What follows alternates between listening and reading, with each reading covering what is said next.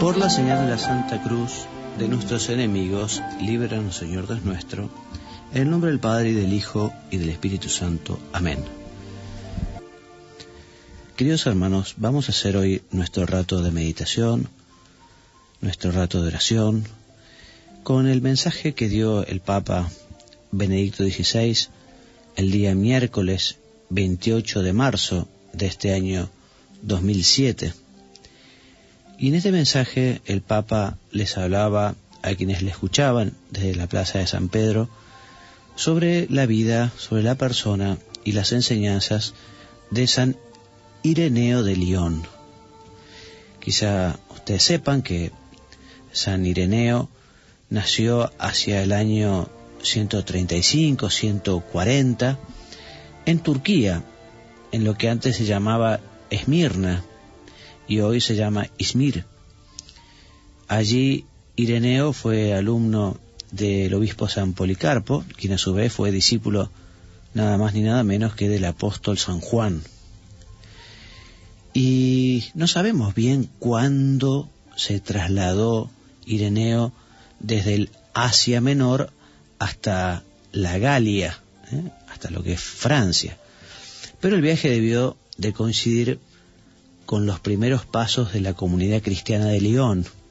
Allí en el año 177 ya encontramos a San Ireneo en el colegio de los presbíteros. Precisamente en ese año fue enviado a Roma para llevar una carta de la comunidad de Lyon al Papa Eleuterio. La misión romana evitó a San Ireneo la persecución de Marco Aurelio, en la que cayeron al menos 48 mártires, entre los que se encontraba el mismo obispo de Lyon, Potino, de 90 años, que murió a causa de los malos tratos sufridos en la cárcel. Y así, cuando regresa Ireneo a Lyon, fue elegido obispo de la ciudad. El nuevo pastor se dedicó totalmente al ministerio sacerdotal, al ministerio episcopal, que concluyó hacia el año 202, 203, quizá, no se sabe, pero es factible que haya sido mártir. San Ireneo es, ante todo, un hombre de fe y un pastor que se ocupa de su grey, que se ocupa de sus ovejas. Tiene la prudencia, la riqueza de doctrina y el celo misionero de un buen pastor. Y como escritor buscó dos finalidades. Por un lado, defender de los asaltos de los herejes las verdades de la doctrina cristiana. Y también exponer estas verdades con claridad. A estas dos finalidades responden exactamente las dos obras que nos quedan de él: los 5 libros contra las herejías y la exposición de la predicación apostólica, que se puede considerar también como el más antiguo catecismo de la doctrina cristiana. En definitiva, San Ireneo es el campeón de la lucha contra las herejías. Y a continuación el Papa Benedicto XVI, en esta catequesis, nos habla de cómo San Ireneo defiende el Evangelio, las enseñanzas del Señor, contra una herejía que se llama, porque también en la actualidad existen algunos ramalazos, que es el gnosticismo. Aquellos afirmaban que las enseñanzas de la Iglesia eran un mero simbolismo para los sencillos que no pueden comprender cosas difíciles.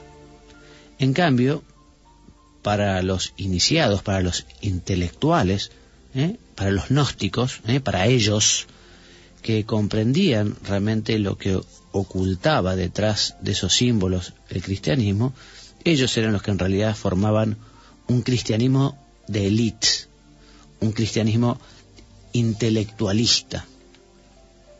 Obviamente este cristianismo intelectualista, dice el Papa, se fragmentaba cada vez más en diferentes corrientes de pensamiento, a menudo extraños y extravagantes, pero para muchos atractivo. Un elemento común de estas diferentes corrientes era el dualismo. ¿Qué es el dualismo? El dualismo se negaba fe en el único Dios, Padre, creador de todos y salvador del hombre, y para explicar el mal en el mundo, afirmaba que junto a Dios existía un principio negativo.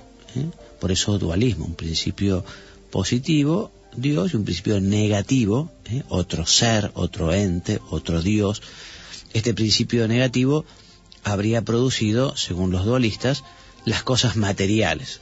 Por eso han calificado ellos siempre a la materia como algo malo, cosa que el cristianismo nunca lo hizo, sino que la materia es algo salido de las manos de Dios. Esto no lo dice el Papa Benedicto XVI, lo digo yo entre comillas, entre paréntesis mejor dicho. La materia es algo bueno, salido de las manos de Dios, y el cuerpo humano no es algo malo, es algo también santo. Continúa el Papa. Dice que cimentándose firmemente en la doctrina bíblica de la creación, San Ireneo refuta el dualismo y también ese pesimismo gnóstico que devaluaban las realidades corporales. San Ireneo reivindica con decisión la santidad originaria de la materia del cuerpo, de la carne, al igual que la del espíritu. Pero su obra va mucho más allá de la confutación de la herejía. En efecto, se puede decir que se presenta como el primer gran teólogo de la Iglesia, el que creó la teología sistemática. Él mismo habla del sistema de la teología, es decir, de la coherencia interna de toda la fe. Bueno, y al renglón seguido, el Papa continúa explicando cómo San Ireneo refutó este error gnóstico, estos errores dualistas, y cómo presenta la verdad, como la verdadera enseñanza no es la inventada por los intelectuales, superando la fe sencilla de la Iglesia, sino que el verdadero evangelio es el transmitido por los obispos, que lo recibieron en una cadena ininterrumpida desde los apóstoles. Estos no enseñaron más que esta fe sencilla, que es también la verdadera. Como nos dice San Ireneo, así no hay una doctrina secreta detrás del credo común de la Iglesia. No hay un cristianismo superior para los intelectuales. La fe confesada públicamente por la Iglesia es la fe común de todos. Solo esta fe es apostólica, pues procede de los apóstoles, es decir, de Jesús y de Dios.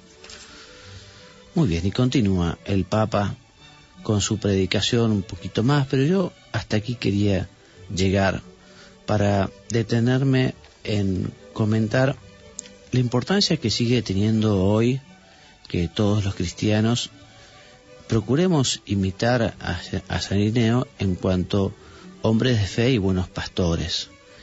Todos en la Iglesia de alguna manera somos oveja y pastor, y todos tenemos que, como San Ireneo, defender nuestra fe del error, y también saberla explicar con pasión, con amor, con mucho respeto también, evidentemente, por los demás, ¿no? Por eso esta meditación quería hacer una invitación a reflexionar y a pensar un poco, haciendo un examen de conciencia, viendo, bueno, ¿y qué estoy haciendo yo hoy como para realmente conocer y profundizar un poco más en la fe, en esta fe que hemos recibido de Jesucristo, por los apóstoles, por los obispos, a través de la tradición en la Iglesia? ¿Qué estoy haciendo yo por conocerla cada vez en mayor profundidad? ¿Y qué estoy haciendo yo también para no quedarme con este tesoro para mí solo, sino qué estoy haciendo para presentarla a los demás en el ambiente en el que cada uno esté, en su trabajo, en su profesión, en su oficio, en su labor? La primera idea, les decía, conocer la fe, ¿no? Evidentemente cada uno tendrá que perfilar el conocimiento, digamos, de la doctrina cristiana, también en lo que se refiere más específicamente a su profesión, Quizás muchos de los que escuchan han realizado algunos estudios profesionales, ¿no? Médicos, abogados.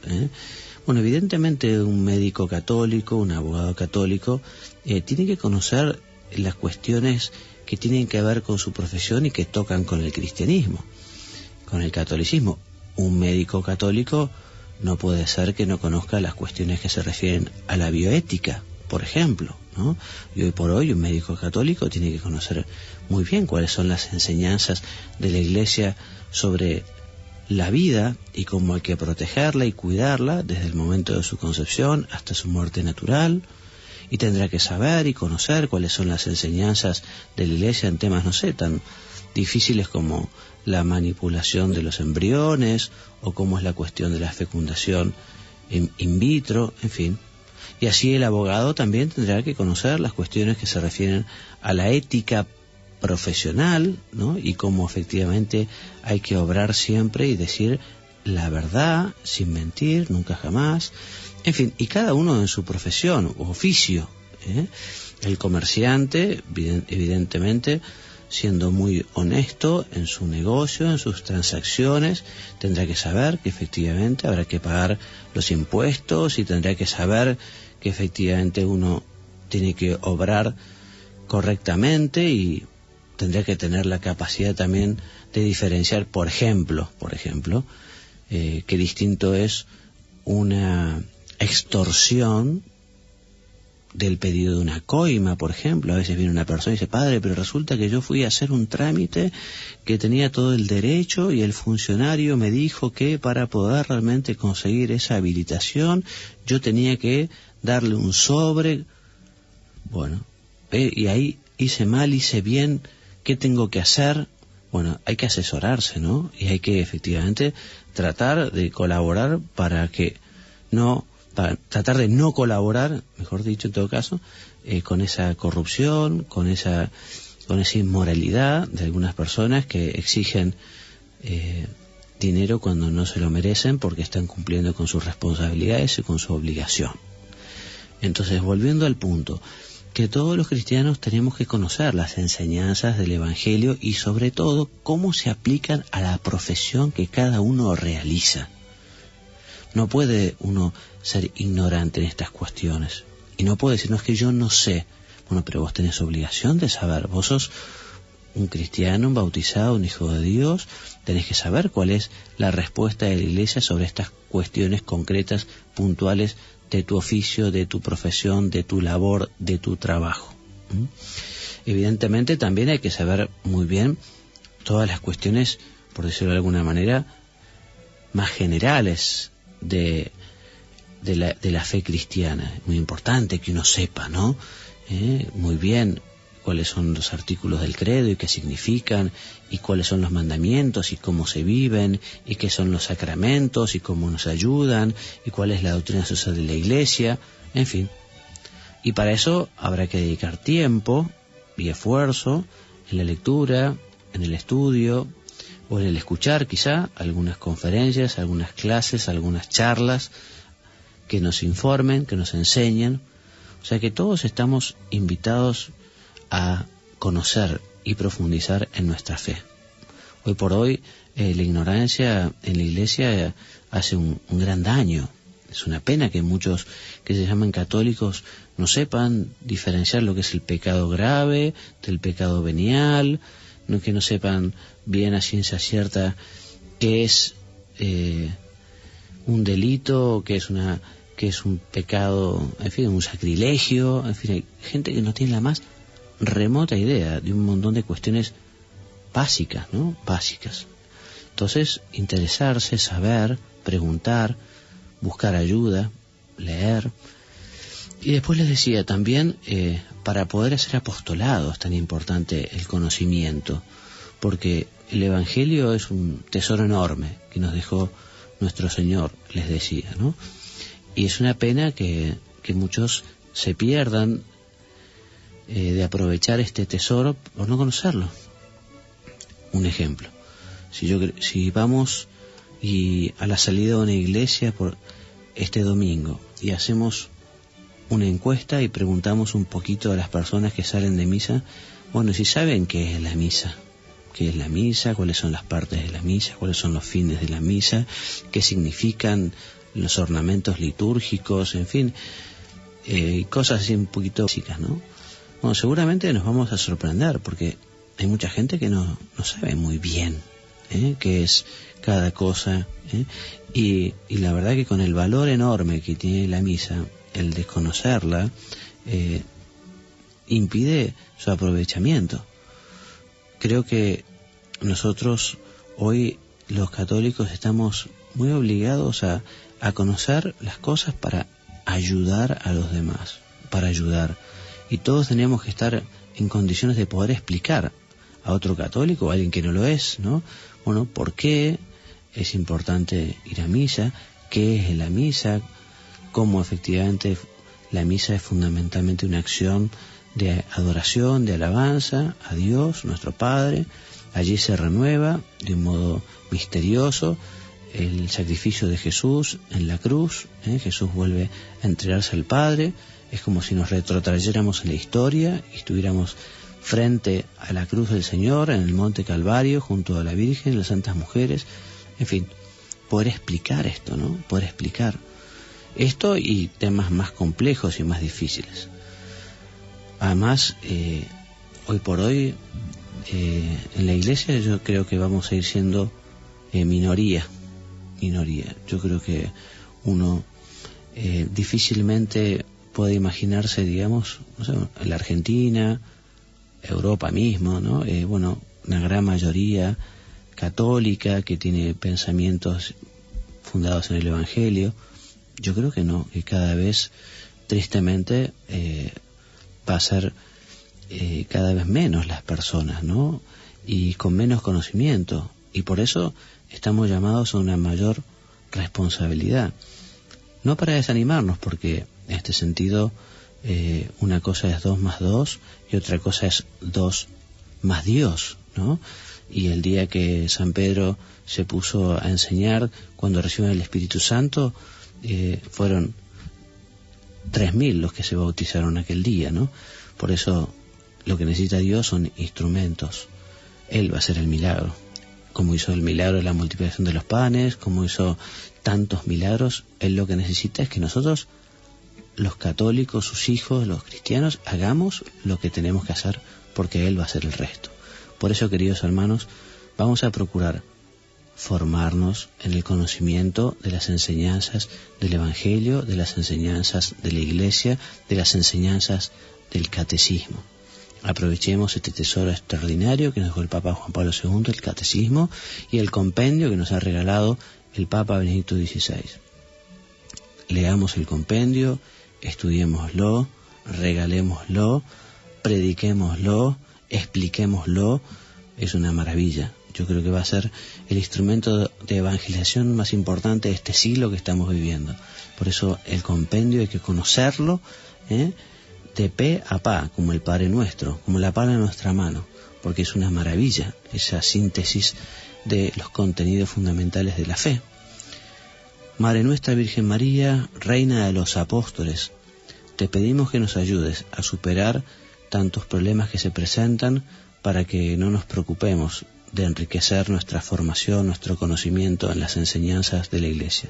Te pedimos, Madre nuestra, que nos ayudes a superar esas dificultades y te pedimos también que nos ayudes a lanzarnos, a hablar, compañeros de trabajo, compañeros de estudio, amigos, parientes, vecinos. Es un tesoro maravilloso el de la fe y Dios quiere que se lo llevemos a todos. Vamos a hacerlo con nuestro ejemplo, pero vamos a hacerlo también con nuestra palabra. En el nombre del Padre, y del Hijo, y del Espíritu Santo. Amén.